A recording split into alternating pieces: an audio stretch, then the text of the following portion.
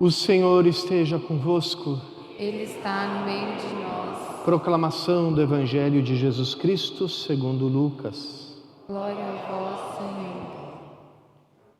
Naquele tempo, quando Jesus se aproximou de Jerusalém e viu a cidade, começou a chorar e disse: Se tu também compreendesses hoje o que te pode trazer a paz, agora, porém, isto está escondido aos teus olhos. Dias virão em que os inimigos farão trincheiras contra ti e te cercarão de todos os lados. Eles esmagarão a ti e a teus filhos e não deixarão em ti pedra sobre pedra, porque tu não reconheceste o tempo em que foste visitada. Palavra da salvação. Queridos irmãos e irmãs, a palavra de Deus nessa liturgia nos trata tanto no primeiro texto do Apocalipse, quanto nesse breve trecho do Evangelho segundo São Lucas, do drama de não compreender, do drama de não entender. Na visão de João, no Apocalipse, ele vê um livro onde está escrita toda a história da humanidade, o juízo sobre a história humana. Mas esse livro está fechado, está lacrado por 7 selos. E ele olha em torno e vê se tinha alguém capaz de tirar aqueles selos, de abrir aquele livro, ou seja, de desvendar o mistério final do sentido da história dos homens, do mundo.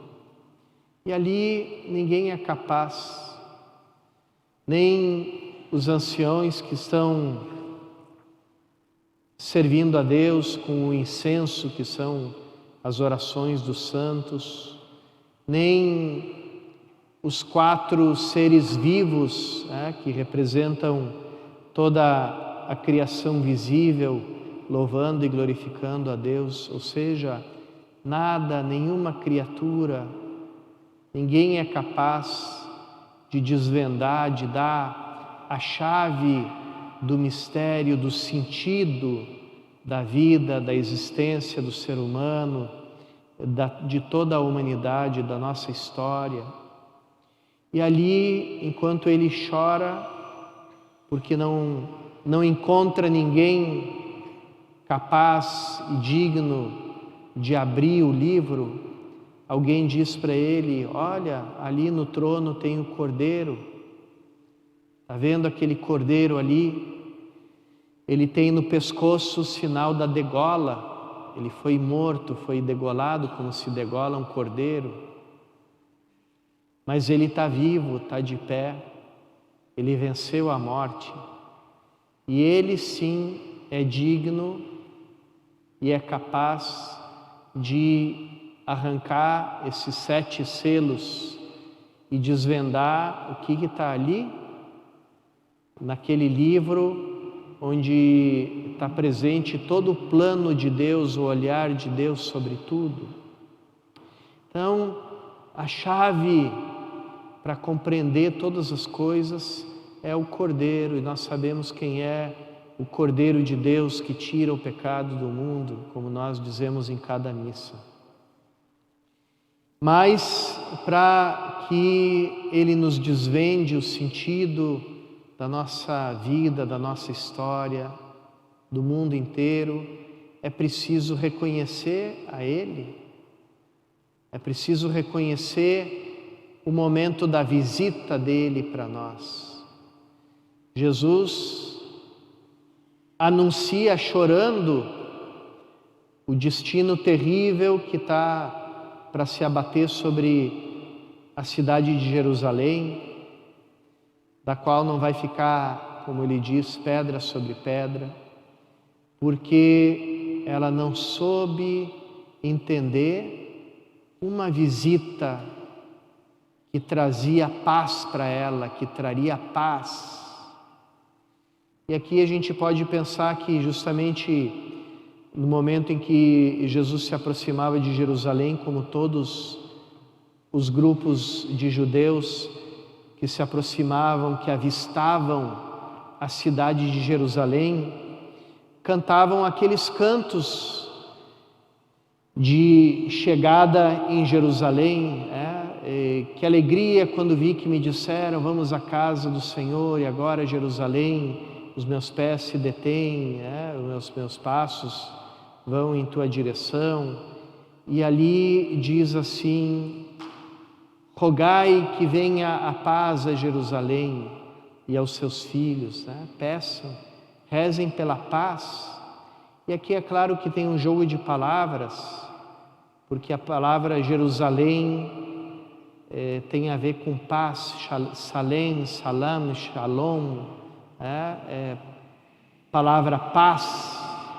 Então, que viesse a paz para essa cidade que tem paz no seu nome, mas Jesus diz essa cidade que tem paz dentro do nome dela, não soube reconhecer quem trazia a paz para ela, e por isso não vai conhecer a paz.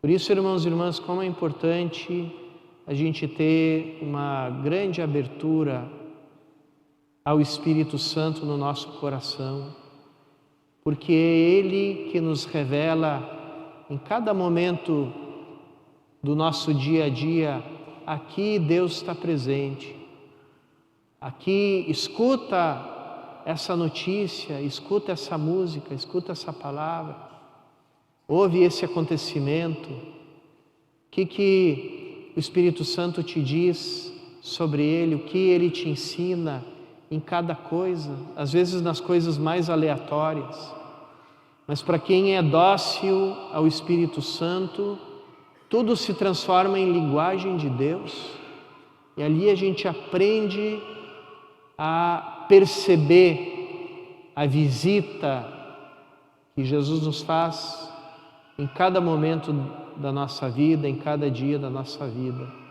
Hoje nós celebramos a festa de uma rainha, uma mulher riquíssima e que era devota do nosso padroeiro São Francisco de Assis. Como é possível a pessoa mais rica da Hungria, seguir os passos do pobrezinho de Assis, de pé descalço? Como é possível? E essa pergunta é a pergunta que entrou no coração de